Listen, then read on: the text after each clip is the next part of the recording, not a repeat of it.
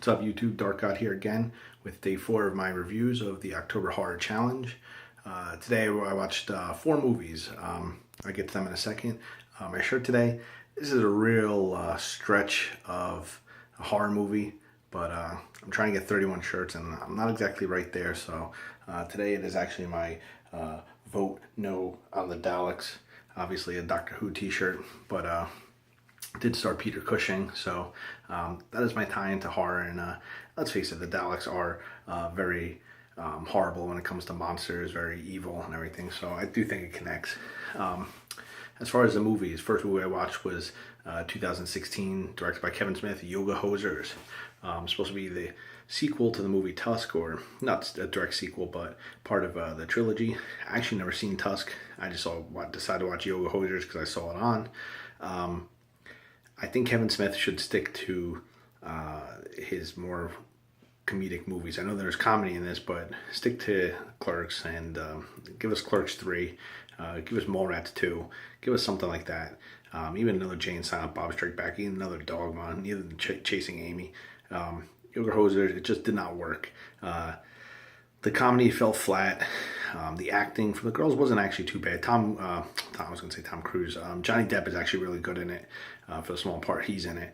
But just all in all, it does not work to his other movies. I mean, it's a far stretch to go from something like Clerks or even Clerks 2 all the way to this. It just really drops off. Horror is not really there. I mean, there's some moments. I mean, all the kills are comedic. I mean, they are being killed by Nazi sausages, so you gotta have some comedic element in there of a kill. A lot of good character actors in it, though. It's his name from Veep. Hale is in. I can't think of his first name. Anthony? No. Tony Hale? Maybe it's Tony Hale. He's in it, though, as the father. He's excellent. Kevin Smith's wife plays the mother to one of the daughters. Another good element, good comedic character actor. Like I said, it's just everything falls flat. I mean, it's like they try too hard. They try to be a little shocking. I get the whole Canadian thing, but they just push it way too hard. All in all, 5 out of 10. Second movie I watched was actually the movie of the day. And it's actually one of my favorite movies from the 80s. I remember fondly watching it as a kid and loving it.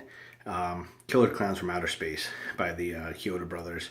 I think it was 1987. If you're any form of a horror fan, you should have seen this movie before.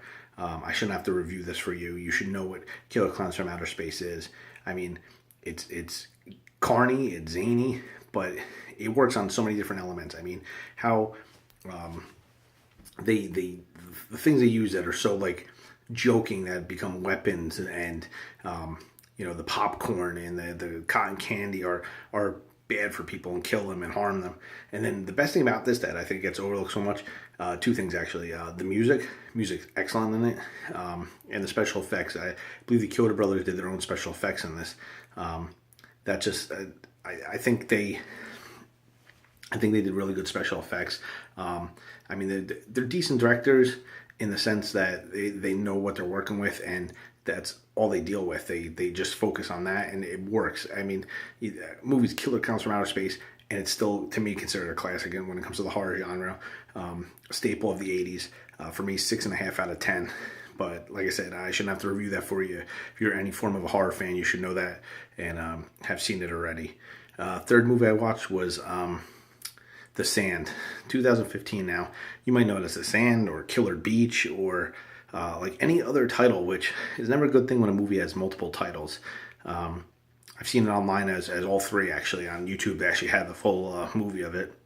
I like the premise. It reminds me of Creepshow 2, The Raft, with the people trapped and trying not to be killed. And The Sand actually has something in it.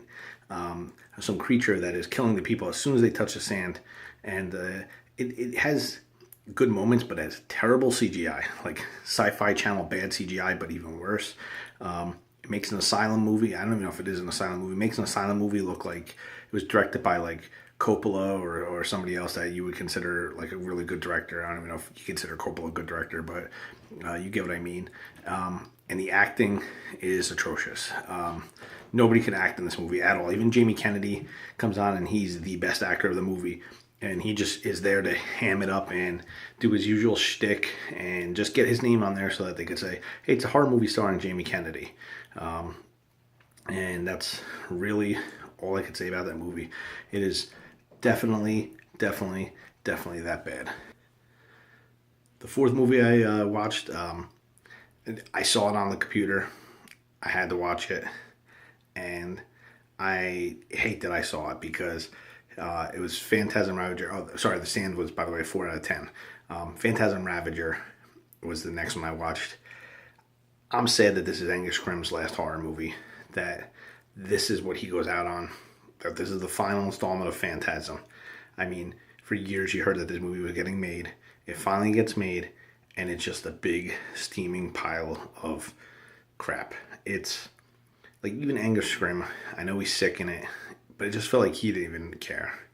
He just wrote it in. Reggie Bannister actually did good. I can't really knock him.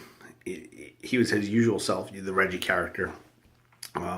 He does go over the top some scenes, but you're used to that with Reggie. I mean, he's over the top in all the other Phantasm movies. But then they try tying stuff into every other movie, and some of it works, some of it doesn't, most of it doesn't. I mean, it just, the ending, like, I get how it's ending on multiple planes, basically, and we're seeing it in his mind as well as playing out in real life. But it's just the fact that this is the last Phantasm, and it makes Oblivion look amazing. It makes Oblivion look like the original Phantasm. That's how big of a difference it is. I know that it was made on a minuscule budget. I think there was a Kickstarter for it, but it felt like a cheap, to go back to it, a Sci-Fi Channel movie, but just very badly done. Reggie Bannister was okay in it. Angus Scrimm was okay in it. All the other cameos from previous characters throughout the series, they're all okay in it, but it adds nothing. It just craps on everything, craps on the history. I know that they just wanted to make another movie, but it feels like they just wrote it, said, hey, let's just make it, and whatever happens, happens. But this is sad that this is the last Phantasm that we're going to ever see, and the last time we see Angus Scrimm as a tall man. And another 4 out of 10. So other than Killer Clowns, another rough night. Hopefully the movies get better tomorrow. But this is Dark God, and I'll catch you on the flip side.